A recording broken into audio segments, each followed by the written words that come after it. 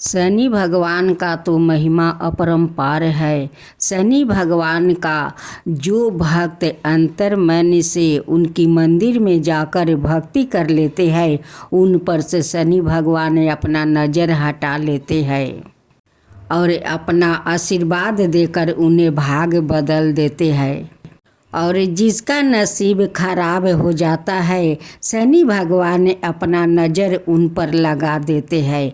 उनकी तकदीर में दुख ही दुख होने लगता है। इसीलिए शनि भगवान को सबसे शक्तिशाली माना जाता है, क्योंकि शनि भगवान का दृष्टि में दुख भी है और सुख भी है। वो दृष्टि से सब कुछ कर देते हैं, किसी को बना देते हैं तो किसी को बिगाड़ देते हैं।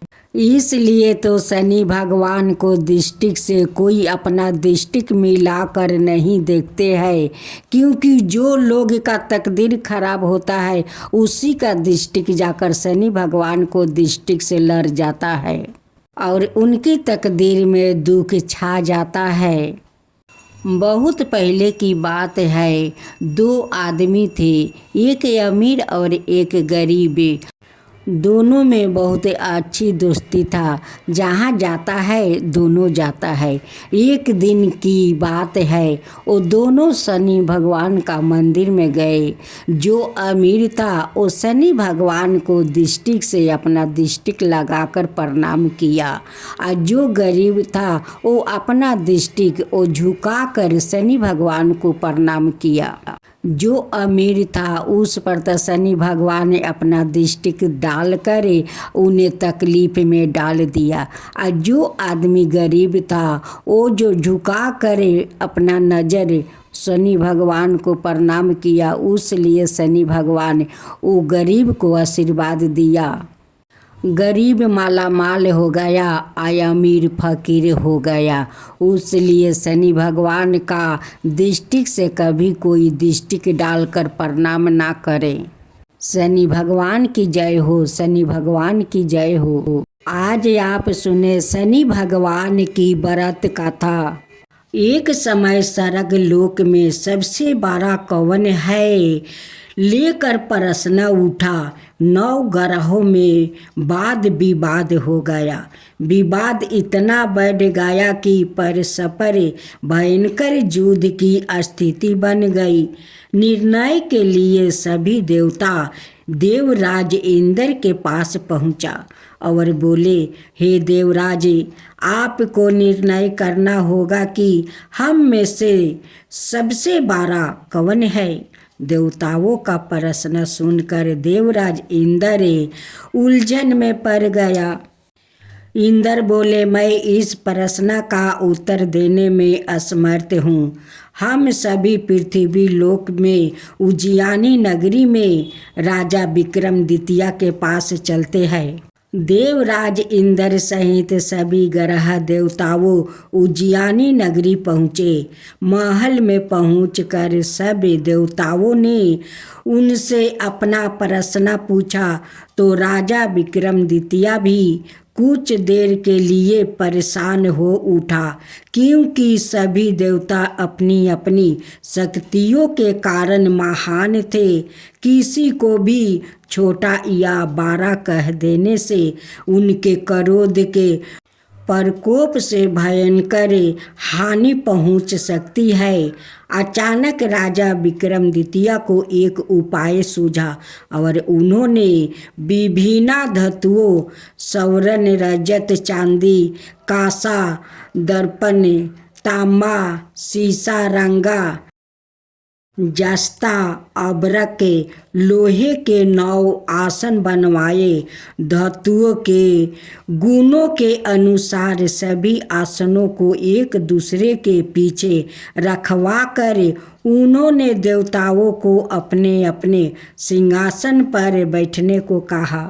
देवताओं के बैठने के बाद राजा विक्रमादित्य ने कहा, आपका निर्णय तो सवाय हो गया। जो सबसे पहले सिंहासन पर विराजमान है वही सबसे बड़ा है। राजा विक्रमादित्य के निर्णय को सुनकर शनि देवता ने सबसे पीछे आसन पर बैठने के कारण अपने को छोटा जानकर क्रोधित होकर कहा, राजा विक्रमादित्य, तुमने मुझे सबसे पीछे बैठाकर मेरा अपमान किया है। तुम मेरी शक्तियों से पराजित नहीं हो। मैं तुम्हारा सर्वनाश कर दूंगा। शनि ने कहा, सूर्य एक राशि पर 1 महीने, चंद्रमा 2.25 दिन, मंगल 1.5 महीने, बुध और शुक्र 1 महीने, बृहस्पति 13 महीने रहते हैं। लेकिन मैं किसी राशि पर 7.5 बरस 7.5 तक रहता हूँ। बड़े बड़े देवताओं को मैंने अपने प्रकोप से पीड़ित किया हूँ। राम को 7.5 के कारण ही वन में जाकर रहना पड़ा और रावण को 7.5 के कारण ही युद्ध में मृत्यु का शिकार बनना पड़ा।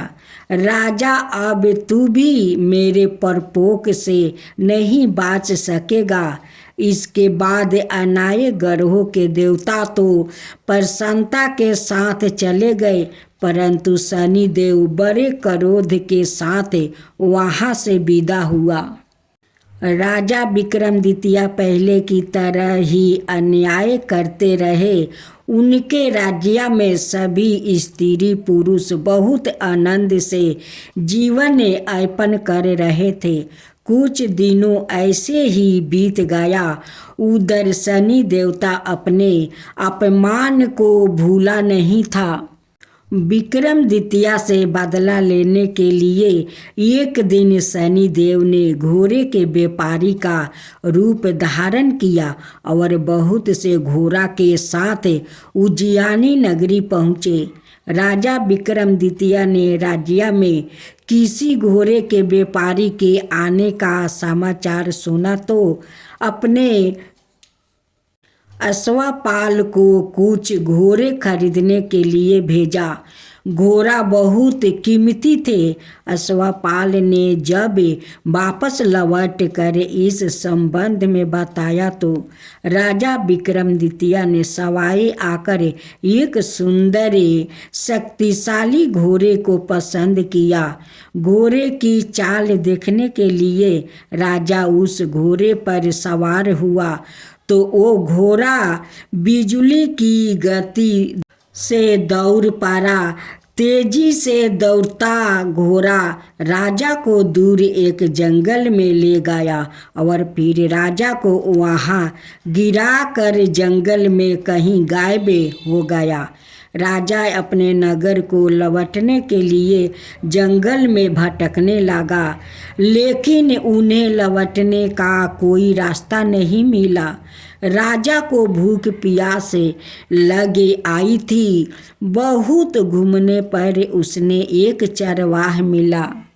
राजा ने उसने पानी मांगा। पानी पीकर राजा ने उस चरवाहा को अपनी औंठी दे दिया।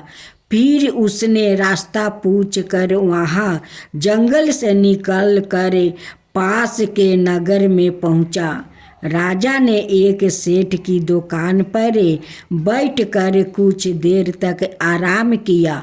उससे सेठ ने राजा से बातचीत की तो राजा ने उसे बताया कि मैं उज्जैनी नगरी से आया हूँ। राजा के कुछ देर दुकान पर बैठने से सेठ जी की बहुत बिक्री हुई। सेठ ने राजा को बहुत भगवान समझा और खुश होकर उसे अपना घर भोजन के लिए ले गया। सेठ के घर में सोने का हार खूंटी पर लटका हुआ था। राजा को उस कमरे में छोड़कर सेठ कुछ देर के लिए बाहर गया, तभी एक आश्चर्यजनक घटना घटी। राजा देखते ही देखते सोने के उस हार को खूंटी निगल गई। सेठ ने कमरे में लौट कर हार को गायब देखा तो चोरी का संदेह राजा पर ही किया, क्योंकि उस कमरे में राजा ही अकेला बैठा था। सेठ ने अपने नौकरों से कहा कि इस परदेसी को रस्सियों से बांधकर नगर के राजा के पास ले चलो। राजा ने विक्रमादित्य से हार के बारे में पूछा तो उसने बताया कि उसके देखते ही देखते खूंटी ने हार को निगल लिया था। इस पर राजा ने क्रोधित होकर चोरी करने का अपराध में विक्रमादित्य के हाथ पैर कटवाने का आदेश दे दिया। राजा विक्रमादित्य के हाथ पांव काट कर उसने नगर की सड़क पर छोड़ दिया गया। कुछ दिन बाद एक तेली उसे उठाकर अपने घर ले गया और उसे अपने किलू पर बैठा दिया। राजा आवाज देकर बैलों को हाँकता रहा। इस तरह तेली का बैल चलता रहा और राजा को भोजन मिलता रहा। शनि के प्रकोप की 7.5 पूरी होने पर वर्ष ऋतु प्रभाव हुई। राजा विक्रमादित्य एक रात मेघ मल्हार गा रहा था कि तभी नगर के राजा की लड़की राजकुमारी मोहिनी रथ पर सवार उसी तेली के घर के पास से गुजरी। उसने मेघ मल्हार सुना तो उसे बहुत अच्छा लगा और दासी को भेज कर गाने वाले को बुला लाने को कहा। दासी ने लौट कर राजकुमारी को अपंक राजा के बारे में सब कुछ बता दिया। राजकुमारी उसे मेघ मल्हार से बहुत मोहित हुई। अत उसने सब कुछ जानकर भी अपंक राजा से विवाह करने का निश्चय कर लिया। राजकुमारी ने अपने माता पिता से जब यह बात कही तो वो हैरान रह गई।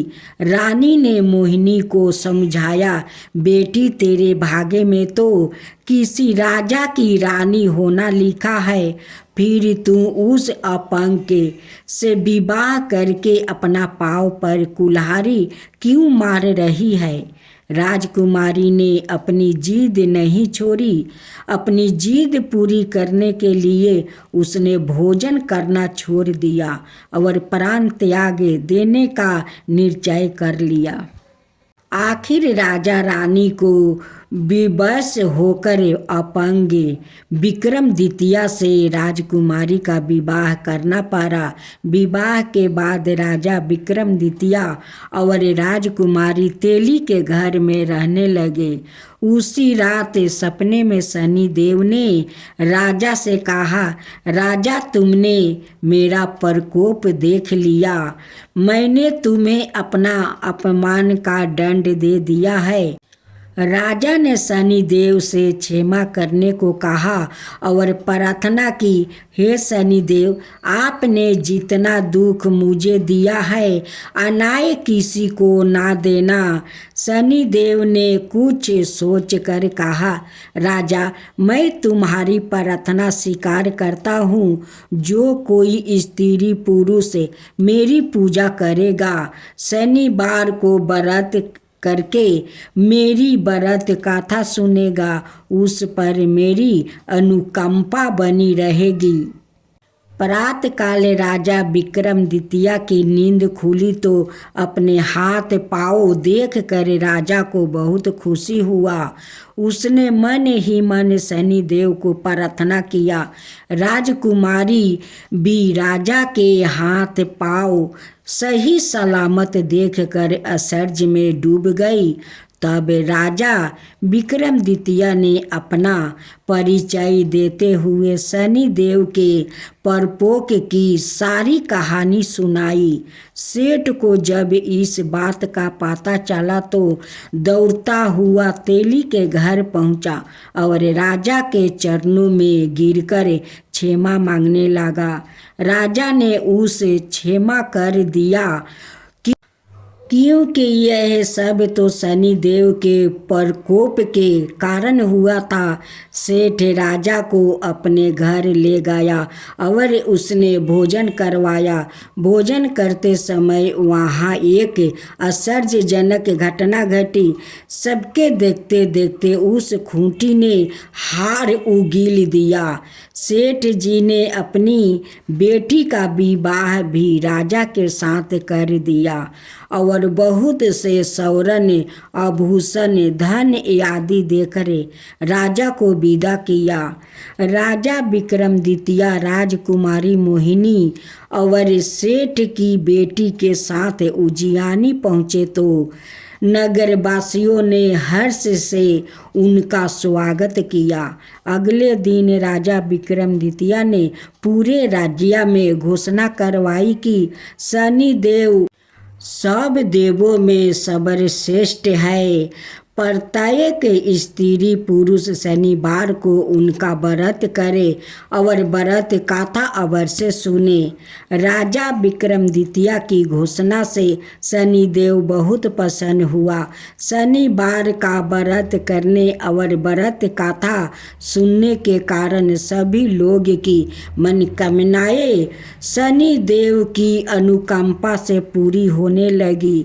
सभी लोग आनंद पूर्वक रहने लगा।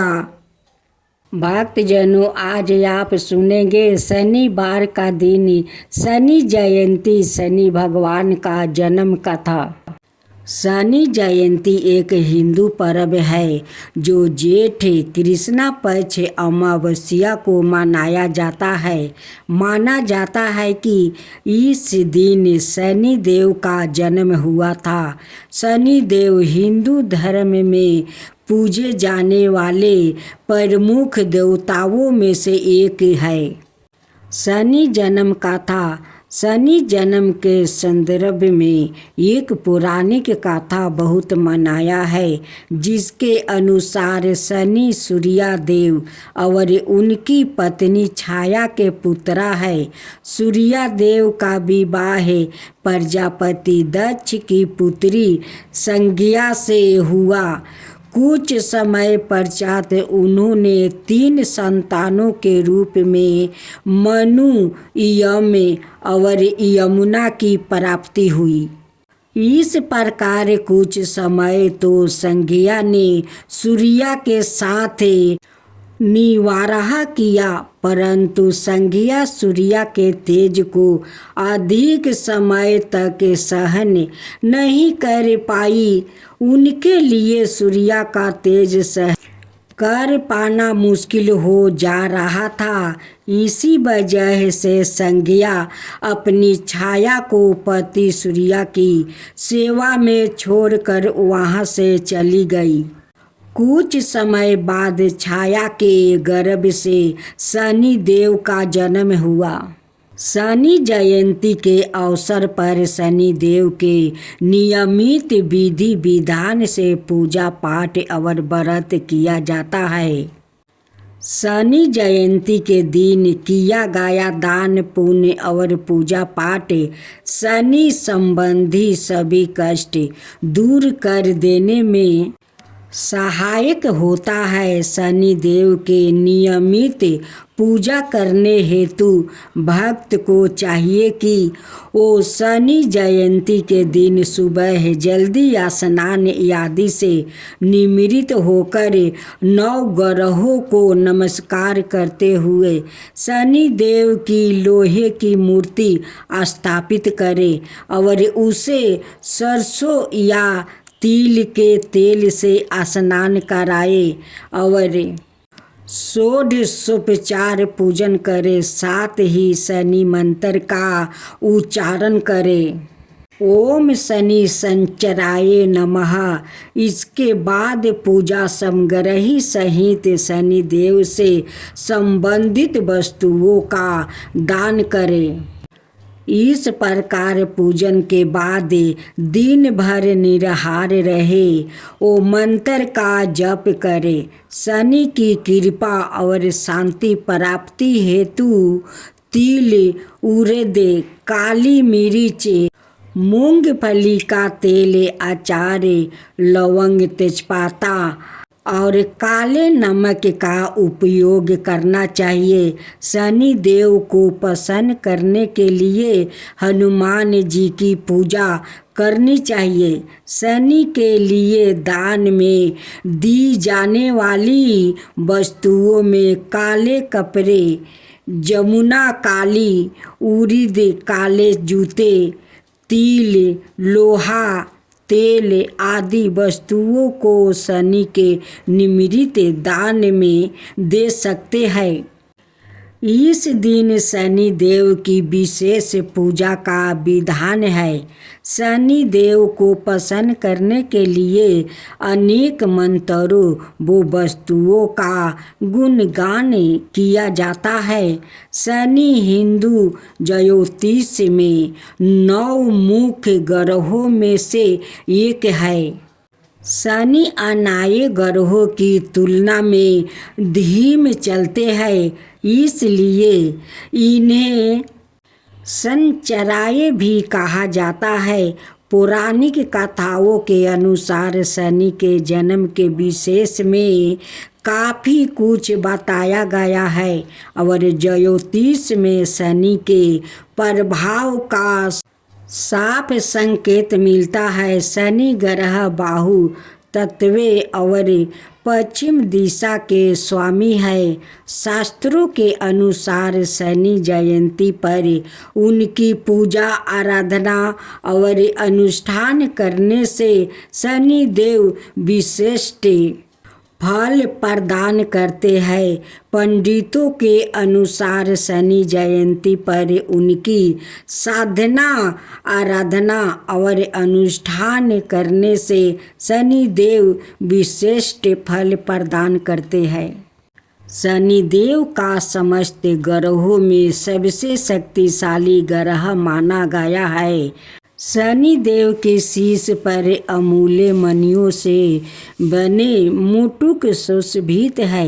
शनि देव के हाथ में चमत्कारिक शस्त्र है। शनि देव अन्याय प्रियों और भक्तों को अभाव देने वाले हैं देव माने जाते हैं। शनि देव प्रसन्न हो जाए तो रंग को राजा और क्रोधित हो जाए तो राजा को रंग भी बनाने में देरी नहीं लगते हैं। ज्योतिष शास्त्र के अनुसार शनि का फल व्यक्ति की जन्म कुंडली के बदलवाने और निर्बल होने पर तय करते हैं कि जातक को शनि प्रभाव से बचने के लिए क्या क्या उपाय करना चाहिए। शनि पक्ष रहित होकर अगर पाप कर्म की सजा देते हैं तो उत्तम कर्म करने वाले मनुष्य को हर प्रकार की सुख सुविधा और वैभव भी प्रदान करते हैं।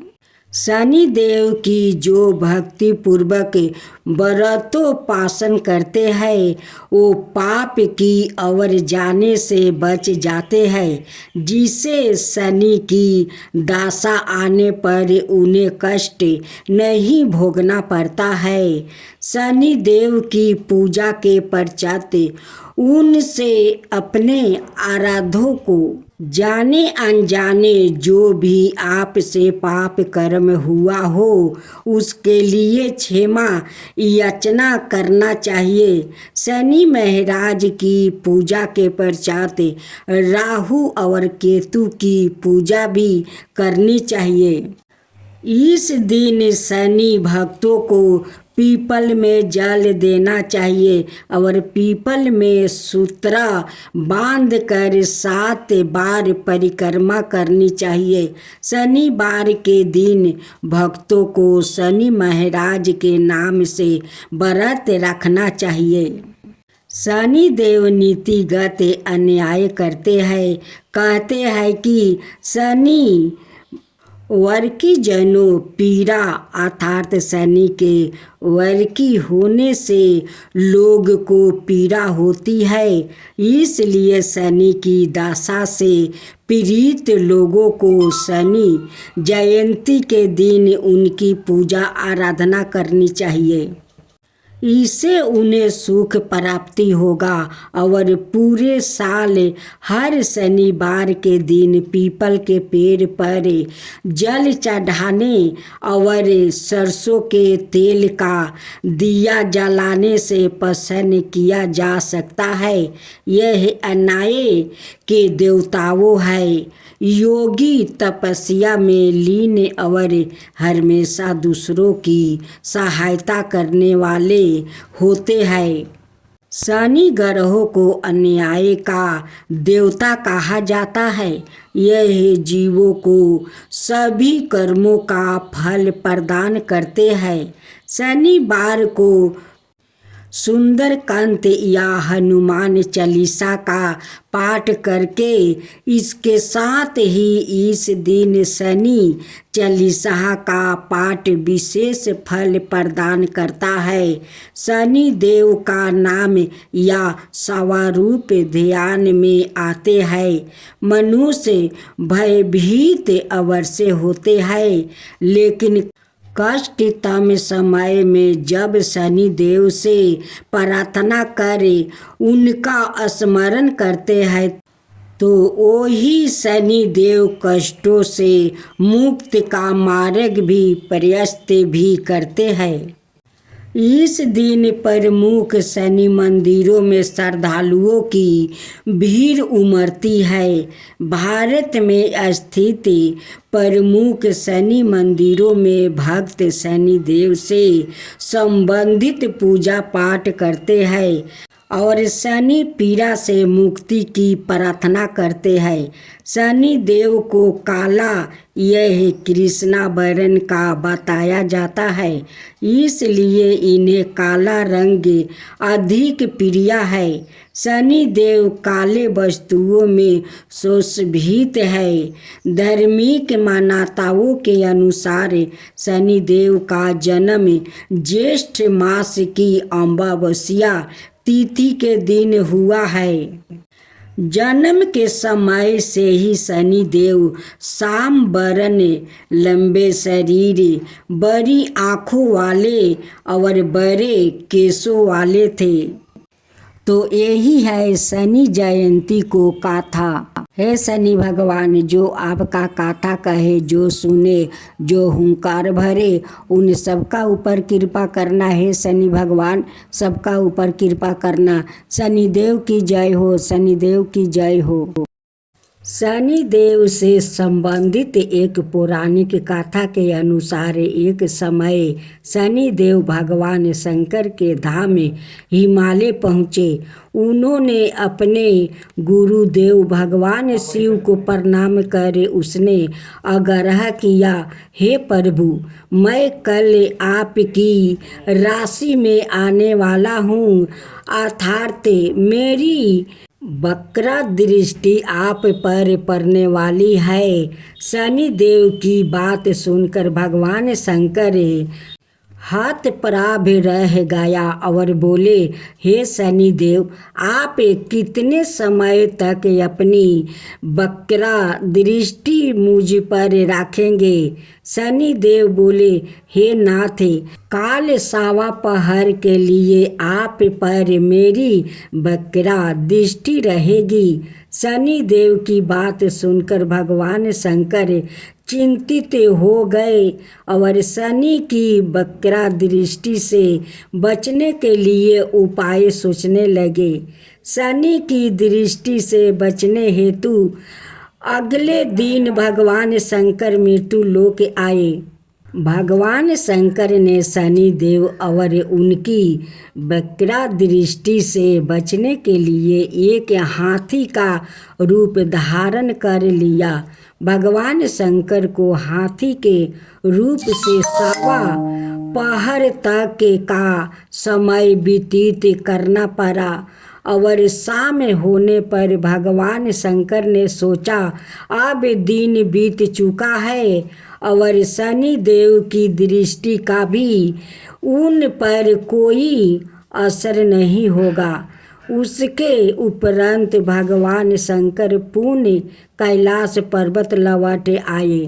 भगवान शंकर प्रसन्न मुद्रा में जैसे ही कैलाश पर्वत पर पहुँचे, उन्होंने शनि देव को उनका इंतजार करते पाया। भगवान शंकर को देखकर शनि देव ने हाथ जोड़कर प्रणाम किया। भगवान शंकर मुस्कुराकर शनि देव से बोले, आपकी दृष्टि का मुझ पर कोई असर नहीं हुआ। यह सुनकर शनि देव मुस्कुराया और बोले, मेरी दृष्टि से ना तो देव बच सकते हैं और ना ही दानव, यहाँ तक कि आप भी मेरी दृष्टि से बच नहीं पाए। यह सुनकर भगवान शंकर आश्चर्यचकित रह गया। शनि देव ने कहा, मेरी ही दृष्टि के कारण आपको 1.25 पहर के लिए देव योनि को छोड़कर पशु योनि में जाना पड़ा। इस प्रकार मेरी वक्रा दृष्टि आप पर पड़ गई है और आप इसके पात्र बन गया है। शनि देव की अन्याय प्रियता देखकर भगवान शंकर प्रसन्न हो गए और शनि देव को हृदय से लगा लिया। और एक कथा के अनुसार भगवान श्री गणेश भी शनि देव की नज़र से नहीं बच सके थे और उन्हें भी शनि की वक्रा दृष्टि का सामना करना पड़ा था। विष्णु पुराण के अनुसार माता पार्वती ने पुत्र प्राप्ति के लिए पुनायक नाम का व्रत था, जिसके फल स्वरूप भगवान विष्णु ने उनके गर्भ से बालक रूप में जन्म लिया। जन्म के पश्चात सभी देवी और देवता शिव पार्वती को बधाई देने और बालक गणेश को आशीर्वाद देने के लिए बारी बारी से उपस्थित हुए, परंतु शनि देव ने बालक गणेश को ना तो देखा और ना ही उनके पास गया। माता पार्वती को यह बात अपने पुत्र का अपमान लगी और वो रूठ गई। दरअसल पार्वती जी को शनि देव की पत्नी द्वारा दिया गया श्राप के बारे में पता नहीं था कि उनकी दृष्टि पड़ते ही हानि हो सकती है। उन्हें लगा कि शनि उनके पुत्र का अपमान कर रहे हैं। उन्होंने कहा, सूर्या पुत्र, अपनी गर्दन क्यों झुका कर रखी है? मेरी पुत्र की ओर देखो। तुम मेरे पुत्र को देख क्यों नहीं रहे हो? इस पर शनि देव ने कहा कि माते, मेरा नहीं देखना ही अच्छा है, क्योंकि सभी प्राणी अपनी अपनी करनी का फल भोगते हैं। मैं भी अपनी करनी का फल भोग रहा हूँ। ऐसा कहकर शनि देव अपने श्राप के बारे में बताते हैं। तब माता पार्वती ने कहा कि सब कुछ ठीक होगा, तुम्हारे देखने पर कुछ अमंगल नहीं होगा, क्योंकि यह मेरा पुत्र है। और ऐसे सभी देवताओं ने आशीर्वाद दिया है। शनि देव ने माता पार्वती का रूठ भाव समझकर उनकी आज्ञा मान लिया और बालक गणेश को देख लिया, परंतु शनिदेव की दृष्टि पड़ते ही नवजात बालक का सिर धड़ से अलग हो गया। माता पार्वती अपने पुत्र की यह दशा देख बेहोश हो गई। तब माता पार्वती को इस आघात से बाहर निकलने और उनके क्रोध से बचने के लिए तत्काल ही भगवान विष्णु अपने वाहन गरुड़ पर सवार हो उत्तर दिशा में स्थित हुए पुष्पाभर्ता नदी के तट पर गया। वहाँ उन्होंने एक हथनी को देखा जो अपने बालक की ओर पीठ किए बैठी थी। इस संबंधित यह भी कहा जाता है कि वहाँ उन्होंने देखा कि एक हथनी अपने नवजात शिशु को लेकर उत्तर दिशा से सिर करके सो रही थी। विष्णु भगवान ने शीघ्र ही सुदर्शन चक्र से नवजात गाजा शिशु का मस्तक काट लिया और वो उसे लेकर शिवलोक पहुँचे और माता पार्वती के बालक के धड़ पर लगाकर उसके प्राण वापस किया। बाद में जब माता पार्वती को होश आया तो उन्होंने शनि देव को श्राप दे दिया, परंतु सभी देवताओं ने शनि का पक्ष लेकर कहा कि इसमें उनकी गलती नहीं है। आपको तो उन्होंने सारी बात बता दिया था कि वो आपके बालक को क्यों नहीं देख रहा है, किंतु आपकी जिद पूरी करने हेतु ही शनि देव ने आपके पुत्र को देखा। इसमें इनका कोई कसूर नहीं है। तब माता पार्वती ने शनि देव को क्षमा कर दिया और श्राप को एक पैर की विकलाता के रूप में परिवर्तन कर दिया। इस तरह भगवान शिव और गणेश दोनों ही शनि देव की नज़र से बच नहीं पाए थे।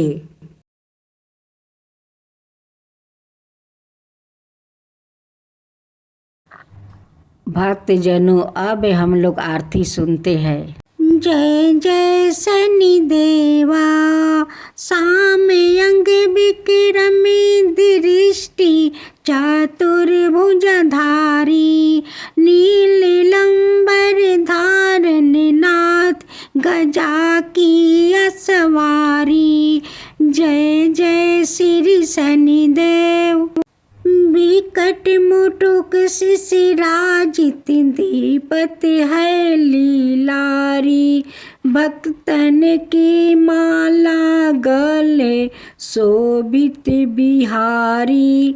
जय जय श्री शनि देव। मोदक मिष्टन पान चढ़े है सुपारी, लोहा तिल तेल उर्दी महिषी अति प्यारी। जय जय श्री शनि देव।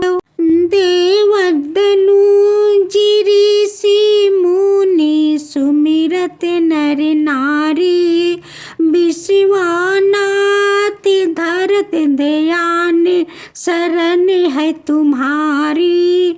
जय जय श्री शनि देव, भक्तन के हितकारी। जय जय जय शनि देव।